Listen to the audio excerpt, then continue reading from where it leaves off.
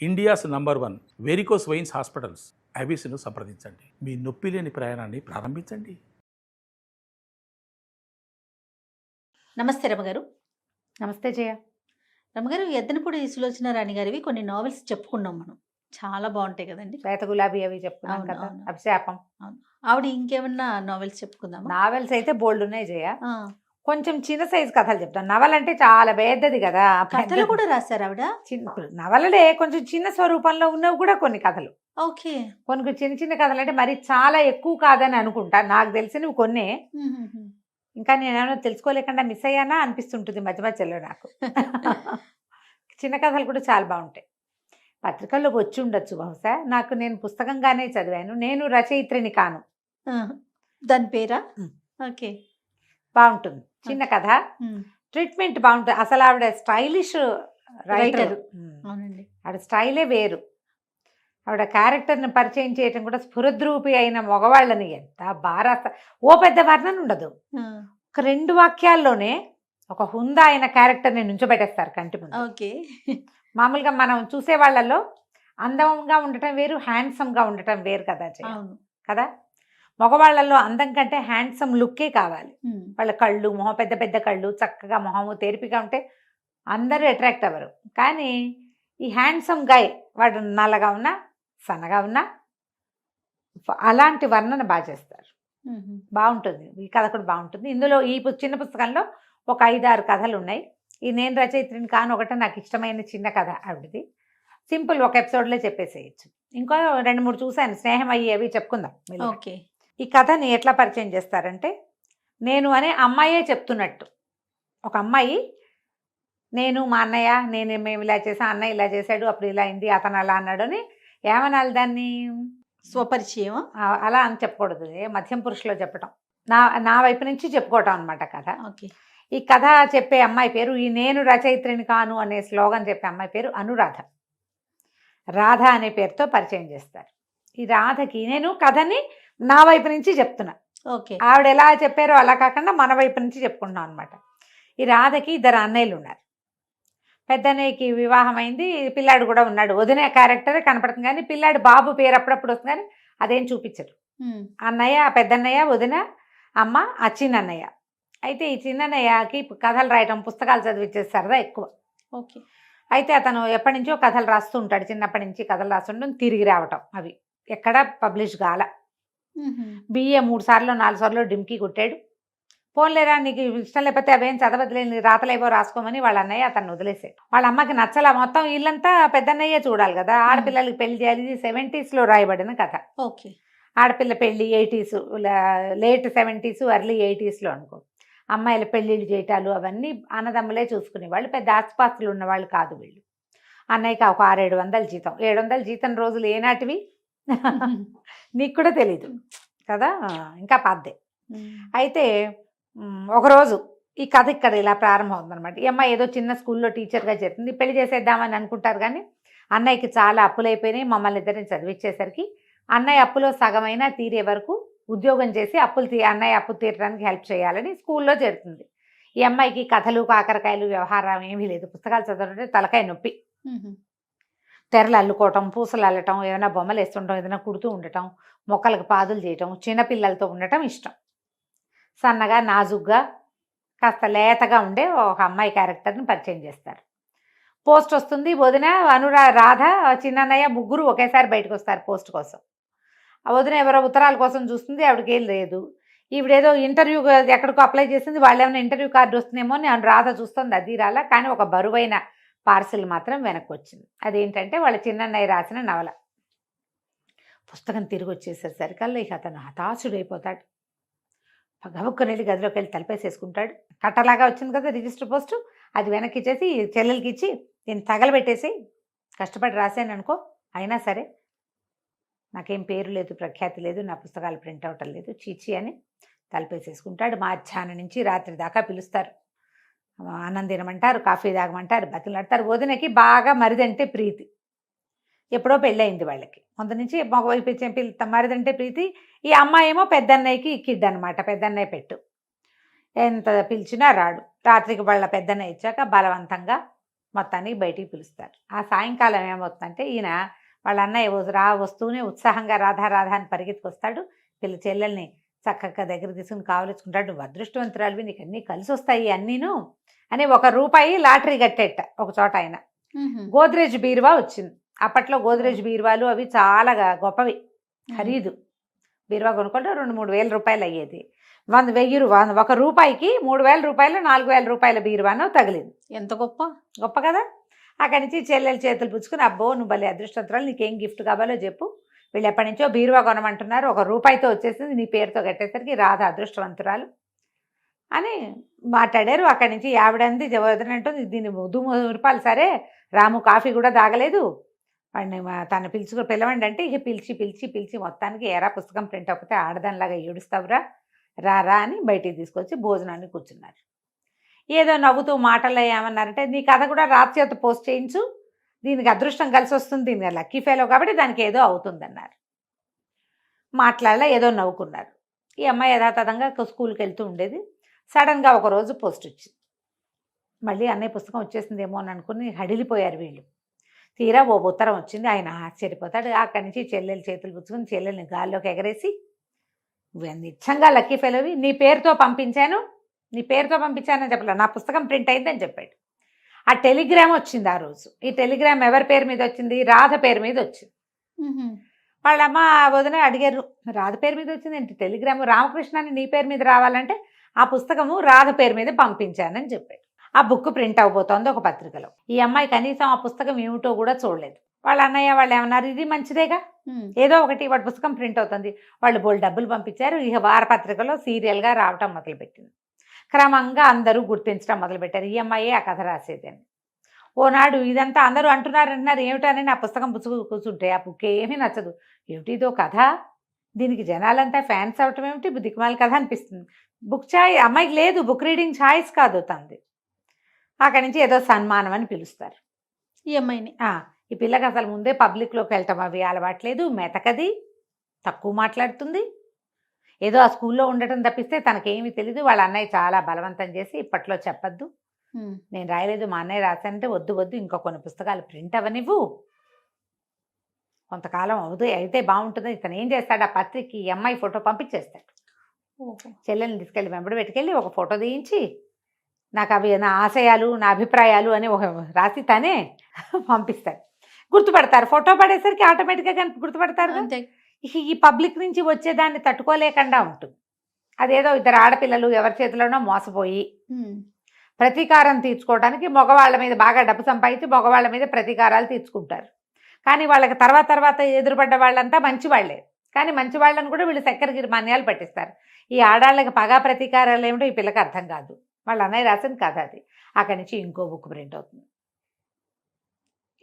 ఇంకో అవకాశం వస్తుంది. అన్నయ్య ఏమో ఎవరికి చెప్పద్దంటాడు. ఓ పబ్లిక్ స్పీచ్ కోసం తీసుకెళ్తాడు ఒక చోటకి, ఎక్కడో ఒక చోట సభ, సన్మాన సభ అని ఆ పుస్తకం గురించి మాట్లాడతారు. ఒక ఆవిడ నానా తిట్లు తిట్టిపోస్తుంది స్టేజ్ మీద. పిచ్చి పుస్తకం, ఆడవాళ్ళని ఇట్లా క్రూరంగా చూపిస్తారా, ఆడవాళ్ళు క్షమయా ధరిత్రి అని చెప్పాలి అని నానా తిట్లు తిడితే, ఆ ప్రోగ్రాం రోజున ఈ కింద కూర్చున్న అతిథుల్లో ఒక అతను, తెల్లగా పొడుగ్గా తెల్లటి బట్టలతో ఉన్న ఒక అతను, ఎందుకనో సులోచనారాయణ గారి హీరోలందరూ తెల్లటి బట్టల్లోనే ఉంటారు, వైట్ అండ్ వైట్ ఇష్టమేమో బహుశా. ఏమో వైట్ అండ్ వైట్ అప్పుడు ఫ్యాషన్ కూడా అనుకుంటా జయ. వాళ్ళు ప్రత్యేకంగా కనపడమో ఏదో ఉండుంటుంది. ఆవిడ చిన్నప్పటి ఫ్యాన్సీ అయి ఉండొచ్చు. చాలా కథల్లో వైట్ అండ్ వైటే చెప్తారు. ఒక అతను తనకేసి చూస్తూ ఉండటాన్ని గమనిస్తుంది అమ్మాయి. ఈ తిట్టే ఆవిడ ఒక స్పీకర్ ఉంది కదా, ఆవిడ చెడ తిట్టేస్తుంది, రైటర్కి బుద్ధి లేదు, జ్ఞానం లేదు, ఇలాంటి పిచ్చి కథలు రాస్తారు, దీనివల్ల సమాజం పాడైపోతుంది. ఈయన ఒక కాగితం ఒక రాసి ఏదో పంపిస్తాడు. ఆ కాగితం చూసేసరికి స్పీకర్ తగ్గిపోతుంది. క్షమించాలి, ఇలా మాట్లాడినందుకు క్షమించాలి అని ఏదో మాట్లాడుతుంది. ఈ అమ్మాయి ఒక ముఖం మాట్లాడుతుంది కానీ నానా గలభ అయిపోతుంది. ఇతనే తీసుకొచ్చి దింపుతాడు. అతని పేరు రాజశేఖరం. ఈ రాజశేఖరం కూడా చాలా కథల్లో కనిపిస్తారు. ఎదనపూడి సులోచనారాయణ గారి హీరో ఆ పేరు రాజశేఖరం పేరు.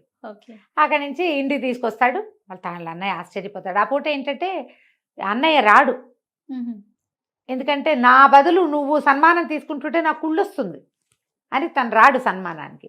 పైగా స్పీచ్ రాసిస్తాడు, నువ్వేమైనా తప్పులు చదివితే నేను తట్టుకోలేను, అందుకని నేను రానంటాడు. ఇంటికి తీసుకొచ్చి దిగబెడిస్తాడు. దిగబెడిచాక ఏదో కాసేపు మాట్లాడాక తెలుస్తుంది తను చాలా డబ్బులున్నవాడు. తర్వాత ఇలాంటి సభలకి వాటికి పోషకుడుగా ఉంటాడు. ఇతని పరిచయం చాలా లాభిస్తుంది మనకు అనుకుంటారు. ఇట్లా ఏదో ప్రోగ్రామ్ అంతా పడవిది దుమ్మలాడుతూ వస్తుంది. వాళ్ళంతా ఆవిడెవరితో తిట్టించుకున్నట్టు అయింది కదా, కోపం వచ్చేస్తుంది. నేను కాదని చెప్దామని ఉంది, మీరు నన్ను అనకండి, నేను రాయలేదు అని చెప్పాలని ఉంది, కానీ చెప్పలేదు. ఇంటికి తీసుకొచ్చేస్తాడు. అక్కడి నుంచి ఆ శేఖరం అన్న ఆయన ఏం చెప్తాడు, ఇంకొకటి ఎక్కడ లయన్స్ క్లబ్లోనో ఎక్కడో నేను మంచి సన్మానం నేను మళ్ళీ అరేంజ్ చేస్తాను మీ చెల్లెలకి, అసలు ఇవి చూస్తే రైటర్లే లేదు, ఈ నోటి నుంచి మాటే రావట్లేదు అంటాడు. కానీ వీళ్ళు ఊరుకుంటారు, గతుక్కుమంటారు కానీ చెప్పరు. మెల్లిగా రోజులు గడిచాక ఇంకొక సన్మానం పెడతారు. అక్కడ ఇక బ్రహ్మాండంగా నడుస్తుంది. అతని మీద ఈ అమ్మాయి కొంచెం ఇంట్రెస్ట్ ఏర్పడుతుంది, అతను ఎక్కువ ఇంట్రెస్ట్ చూపిస్తాడు వీళ్ళ పట్ల. క్రమంగా ఏమవుతుంది, సినిమా అవకాశాలు కూడా ఇప్పిస్తాడు. ఒక నాటకం రాసి ఇవ్వమంటారు అని, రాస్తుందిలేండి అంటాడు. నేనే ఫెయిర్ చేస్తానని చెప్తాడు చిన్నయ్య. ఒక 3 సార్లు సన్మానాలు అయ్యాక ఈ చెల్లెలు ఏమంటుంది, అనురాధ ఈ స్కూల్కి వెళ్తూ ఉంటుంది కదా, స్కూల్లో వాళ్ళంతా అదో రకంగా చూస్తారు. ఈ సన్మానం అయిన తర్వాత అందరూ నవ్వుకుంటారు, ఈ అమ్మాయిని చూసి బాగా తిట్టారు, మా బాగా అయిందని. ఎవరికైనా పేరు వచ్చిన వాళ్ళకి ఏదైనా ప్రాబ్లం వచ్చిందంటే చుట్టుపక్కల జనాలకు సంతోషంగా ఉంటుంది. అలాంటి వాళ్ళని చూస్తాం ఇప్పుడు కూడా మనం. వీళ్ళు ప్రాబ్లమ్స్లో ఉన్నారంటే ఆ పెద్ద గొప్ప నీళ్ళగారు బాగా అయింది వీళ్ళకి, అలా అనిపిస్తుంది. అక్కడి నుంచి ఏమవుతుంది, ఈ స్కూల్లో హెడ్ మిస్ట్రెస్ అంటుంది, ఏమిటమ్మా నువ్వు ఇంత బిజీగా ఉన్నావు, నీలాంటి వాళ్ళు మా స్కూల్లో పనిచేయకూడదు, ఉద్యోగం మానేయమంటూ, ఉద్యోగం మానేయాలి. ఆ స్కూల్ ఉద్యోగం మానటం ఇష్టం ఉండదు ఈ అమ్మాయికి, బోల్ డబ్బులు వస్తాయి.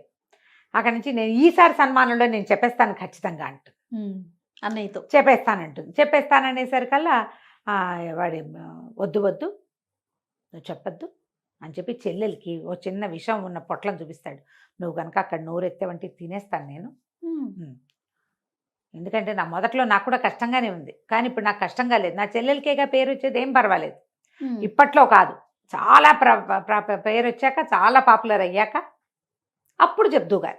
ఇప్పుడు నువ్వు రైటర్ అయితే ఏం, కాకపోతే ఏం, చక్కగా సన్మానం చేసుకోవచ్చు కదా, మరి వాళ్ళు డబ్బులు వస్తున్నాయి, మంచి మంచి చీరలు కొని పెడతాను నీకు, ఇట్లా ఒప్పిస్తాడు బలవంతంగా. ఈ రాజశేఖరం ఈ అమ్మాయి పట్ల కొంచెం ఆసక్తి చూపిస్తాడు. అయితే ఏమవుతుంది, ఓసారి ఈ స్కూల్కి వెళ్తుంది కదా, నువ్వు ఎలాగైనా సరే రిజైన్ చేసేయాల్సిందే అంటారు. ఏం చేయాలో తెలియక రిజైన్ చేసి బయటకు వచ్చేసరికల్లా మతిపోయినట్టు అయిపోతుంది. ఇదేమిటి, నేను ఈ రైటర్ అన్న దాన్నే తీసుకోలేకుండా ఉన్నా, ప్రతి వాళ్ళు మాట్లాడమంటారు, అదేమిటి మీరు అంత బాగా రాస్తారు, ఏం మాట్లాడడం రాదే మీకు అంటారు. తను ఎట్లా హ్యాండిల్ చేయాలో తెలీదు. పోనీ చెప్పేద్దామంటే ఈ అన్నయ్య ఏమంటాడో తెలీదు. చనిపోతానన్నాడు కదా, మరి వాడు ఒప్పుకోవటం లేదు. ఏం చేయాలి, అది పరధ్యానంగా రోడ్డు మీదకి వచ్చేస్తుంది. ఓ కారు గుద్దైపోతుంది, ఒక దాని నుంచి తప్పుకొని ఇంకో కారు కిందకి వెళ్ళిపోతుంది.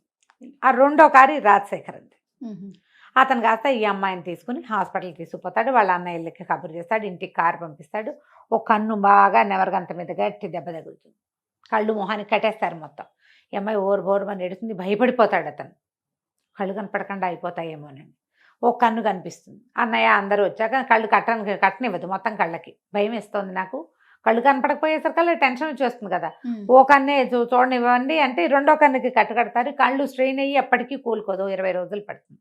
ఇతను రోజు వచ్చి బాగా క్లోజ్ అవుతాడు. ఈ యాక్సిడెంట్ మీద కూడా ఒక కథ రాయండి, మీరు రైటర్ కదా అంటాడు నవ్వుతూ. అన్నయ్య ఏం చేస్తాడు, యాక్సిడెంట్ మీద ఒక కథ రాసి పోస్ట్ చేసేస్తాడు. చేసేసరికల్లా అతను వచ్చి కేకలేస్తాడు, ఇట్లా రాస్తారా రైటర్లు, కొన్ని భావాలు దాచుకోవాలి, అది ఈ వర్ణన ఇదంతా చూసి నేనే ప్రజలకు తెలిసిపోతుంది. ఓహో, మీకు సహాయం చేయడానికే నాకు భయంగా ఉంది, మన ఇద్దరి మధ్య ఏదో ఉందని అనుకుంటారని మీరేమో ఇట్లా రాస్తారా అంటే ఆ కథ రాసింది కూడా తెలియదు, నేను రాయలేదంటుంది. అనేసరికల్లా అతను అంటాడు, ఇంకా అన్నయ్య మీరు రాయకపోతే వాళ్ళు రాస్తారా, మీదే శైలి నేను చూసే కదా అంటాడు. సరే వీళ్ళిద్దరు కొంచెం క్లోజ్ అవుతారు. కరెక్ట్గా అదే టైంకి వాళ్ళ అన్నయ్య వచ్చి చూసేస్తాడు. ఈ చిన్న అన్నయ్య మీద పోట్లాడుతుంది, బుద్ధి లేదా, ఆ కథ ఎందుకు రాసావు నువ్వు, ఆయన వచ్చి నన్ను తిట్టాడు అనేసరికి అతను ఏమన్నాడంటే, నీకు అతనంటే ఇష్టం, అతనికి నీ మీద ఆసక్తి ఉంది, మీరు బయటపడడానికి ఈ కథ ఉపయోగపడుతుందని చెప్పాను, ఇది మంచిదే. అంతకుముందు వాళ్ళు ఊహిస్తూ ఉంటారు, ఏమిటి ఇతను అమ్మాయి మీద ఇంట్రెస్ట్ చూపిస్తున్నాడు, ఈ పెళ్ళైపోతే వీళ్ళిద్దరికి చిన్నవాడికి ఇంకా మంచి అవకాశాలు వస్తాయి. ఓహో, అతను పెద్ద డబ్బులున్నవాడు, సినిమా వాళ్ళ పరిచయాలు ఉన్నాయి, నాటకాల వాళ్ళతో పరిచయాలు ఉన్నాయి, పెద్ద పెద్ద సంస్థలతో పబ్లిషర్స్తో పరిచయాలు ఉన్నాయి. వేరే ఎవరో తెలిసిన పబ్లిషర్ వెళ్తూ ఈవిడతో ఒక కథ రాయించండి మాకు కూడా అని అడిగాడు. మరి ఇవన్నీ పోగొట్టుకుంటారా? ఈ పిల్లకి ఏమనిపిస్తుంది, నన్ను రైటర్ని చేసి ఇతనికి వలేసారు పెద్దవాళ్ళు అనిపించడం మొదలు పెడుతుంది. వాళ్ళ అన్నయ్యల మొహం కూడా దాన్ని నచ్చదు. ఇంకా ఇది అన్యాయం, తప్పు. ఏదో మాటల మీద అతను చెప్తాడు, నేను అబద్ధాలు చెప్తే భరించను. రాజశేఖరం. అబద్ధాలు, పైగా ఆడవాళ్ళు అసలు అబద్ధం చెప్పకూడదు. ఆడవాళ్ళ ప్రపంచం చాలా చిన్నది. ఈ రోజుల్లోది కాదుగా, ఈ రోజులకి అది కరెక్ట్ కాదు. ఆ 70లో కదా, ఆడవాళ్ళ ప్రపంచం చాలా చిన్నది. ఆ లిమిటెడ్ ప్రపంచంలో వాళ్ళ అబద్ధాలని ఆసరాగా తీసుకోకూడదు. వీళ్ళకి పిచ్చ దుఃఖంగా ఉంటుంది, ఇతని నుంచి వేరుపడిపోతానేమో అనిపిస్తుంది. చెప్తే అన్నయ్య చచ్చిపోతాడు, చెప్పకపోతే వీడితో సెపరేషన్ వస్తుంది. రేపొద్దు నేను మోసం చేశాను అనుకుంటాడేమో, నేను రైటర్ని కాకపోతే నన్ను పెళ్లి చేసుకుంటావా అని అడుగుతుంది. బ్రహ్మాండంగా చేసుకుంటాను, ఇంకా సంతోషంగా ఉంటుంది, కానీ రైటరు కాకపోతే నీకు నాకు పరిచయం ఎలా అయ్యేది అంటాడు. ఇప్పుడు చెప్పాలో వద్దో తెలియదు. ఇక ఏమవుతుంది, ఒకరోజు వచ్చి ఓ చిన్న ఉంగరం ఒకటి పెడతాడు. ఓ 20 రోజులు నేను ఊరు వెళ్తున్నాను, బాంబే వెళ్తున్నాను, తిరిగి వచ్చాక మళ్ళీ కలుసుకుందాము అని చెప్తాడు. ఈ అమ్మాయికి ఎట్లాగైనా చెప్పేయాలని ఉంటుంది. పెద్ద సన్మాన సభ సిటీ టౌన్ హాల్లో పెడతారు. అయితే అప్పటిదాకా సభ అంటే వణికిపోయి సభలు వద్దని, నేను వెళ్ళనని అన్నయ్య బతిమలాడడం, వాళ్ళ పెద్దన్నయ్య పోన్లే నా అమ్మలు అలా అనకూడదే అని బలవంతం చేసి పంపించడం, అక్కడికి వెళ్ళాక నోరు ఆరిపోవటం, కాళ్ళు వణికిపోవటం, భయం వేయటం. అన్నయ్య ఇంత పెద్ద పారాగ్రాఫ్ 4 పేరాలు రాసిస్తే పావు పేరాలో పావు సగం 4 వాక్యాలు మాత్రమే చెప్పి వచ్చేసేది. ఈసారి మాత్రం గట్టిగా సెంటెన్సులు పేర్చుకుని ఏం చేస్తుంది, స్టేజ్ మీదకి వెళ్ళాక ఈ ముఖ్యమైన విషయం చెప్పాలి. నిజానికి ఇన్ని సన్మానాలు తీసుకుంటాను కానీ ఈ సన్మానాల్లో ఏ ఒక్కటి దానికి నాకు అర్హత లేదు చెప్పేసింది. ఈ కథలు నావి కాదు. ఒకరోజు మా అన్నయ్య రాసిన కథ తిరిగి వచ్చింది. సూసైడ్ చేసుకుంటాడనే భయంతో మా అన్నయ్యకి నా పేరు ఇచ్చాను. ఈ ప్రతి కథ మా అన్నయ్య రాసిందే. నా ప్రతి స్పీచ్ మా అన్నయ్య రాసిచ్చాడు. నేను ఏ స్పీచ్ మాట్లాడలేదు. ఇది నా సొంత స్పీచ్. నేను రచయిత్రిని కాను అని అనౌన్స్ చేసేస్తారు. వాళ్ళు సభ అంతా తెల్లబోతారు. అన్నయ్య వదిన నిర్ఘాంతపోతారు. వీడు ఇంకేం చేయాలి, నెత్తి మీద అన్నయ్య చెప్పొద్దని చెప్పేస్తాడు. జీవితాంతం ఇలాగే కంటిన్యూ చేద్దాం, జీవితాంతం ఇలాగే ఉందాం, నేనే రాస్తా, నీ పేరు ఉంటుంది అంతే, ఓకే ఏం పర్వాలేదు, పిలిచిన చోటకు నువ్వు వెళ్ళు చక్కగా, నా బదులు నాకు లైఫ్ లాంగ్ ఇదే అని మాట్లాడతాడు. ఈ అమ్మాయికి అది ఇష్టం లేదు. ముందు తనకు భర్త కావాలి, అవును, అతనితో ఉండాలంటే అతన్ని మోసం చేయటం కదా ఇది. నా జీవితాన్ని నేనే తరుణాశ్రం చేసుకుంటానని చెప్పేసరికి స్టేజ్ మీద వాళ్ళు ఆశ్చర్యపోతారు. అమ్మాయి చిన్నది అనురాధ, చాలా బుద్ధిమంతురాలు, ఎంతో చక్కగా ఇట్లా చేసింది, వాళ్ళ అన్నయ్యకి సహాయం చేసింది. తర్వాత ఆ క్రెడిట్ తీసుకుంటారు. ఇంకొకళ్ళు అయితే పక్కవాడు చేసిన పని క్రెడిట్ లాక్కోవాలనుకుంటారు. తనకు అయాచితంగా వచ్చిన దాన్ని కూడా తను ఇట్లా చేసింది కాబట్టి అమ్మాయి చాలా అభినందనీయురాలు అని ఏదో చెప్పి అతన్ని స్టేజ్ మీద పిలుస్తారు. రామకృష్ణ వీళ్ళ చిన్నన్నయ్య ఎంత బాగా మాట్లాడతాడో జనం డంగైపోతారు. మరి రైటర్స్ స్పీచ్ వేరేగా ఉంటుంది కదా. అక్కడి నుంచి ఇంకేముంది, ఇది ఆ సభలో అతను ఎదురుకుండా కూర్చొని మొదటంతా వినేస్తాడు. అంతా అయిపోయాక చూస్తే అతను ఉంటాడు. పిచ్చెక్కిపోతుంది అమ్మాయికి. ఇంక ఇతన్ని పోగొట్టుకున్నట్టే. ఇంటికి వెళ్ళిపోతారు. ఇక పిచ్చిదానిలో అయిపోతుంది. నీరసము, నిస్త్రాణ, ఏం చేయాలో తెలియదు. ఉద్యోగానికి ఉద్యోగం పోయింది. ఇప్పుడు నువ్వు ధైర్యంగా చెప్పిందని కొంతమంది మెచ్చుకున్నా, కొంతమంది అంటారు ఇన్నాళ్ళు భలే గీర్వాణం చూపించింది, ఇలాంటివి వస్తాయి కదా. ఉద్యోగానికి ఉద్యోగం లేదు, ఇతనితో పెళ్లి చెడిపోయింది అనుకుంటుంది. అమ్మ వదిన పెళ్లి ఏర్పాట్లలో ఉంటారు. అన్నయ్య ఎక్కడికో వెళ్తాడు, చిన్నన్నయ్య ఎక్కడికో నాటకం వాళ్ళతో ఒక నాటకం రాస్తాడు ఈ అమ్మాయి పేరుతోటి. అది చాలా పెద్ద పోటీల్లో గెలుపొందుతుంది. దానికి కూడా బోల్డ్ డబ్బులు వస్తాయి. ఇల్లంతా డబ్బే. వీళ్ళకి ఇంట్లో ఫోన్ పెట్టించుకుంటారు, సోఫాలు కొనుక్కుంటారు, ఇల్లు పెద్దది చేసుకుంటారు, వదినకి బంగారం కొంటారు, ఈ అమ్మాయి పెళ్లికి సామాన్లు కొంటారు, అంతా డబ్బులు వచ్చేస్తున్నాయి కదా. ఈ డబ్బంతా కనపడుతోంది. ఇవే కనిపిస్తున్నాయి, నేను లేని ఇందులోనే అనిపిస్తుంది.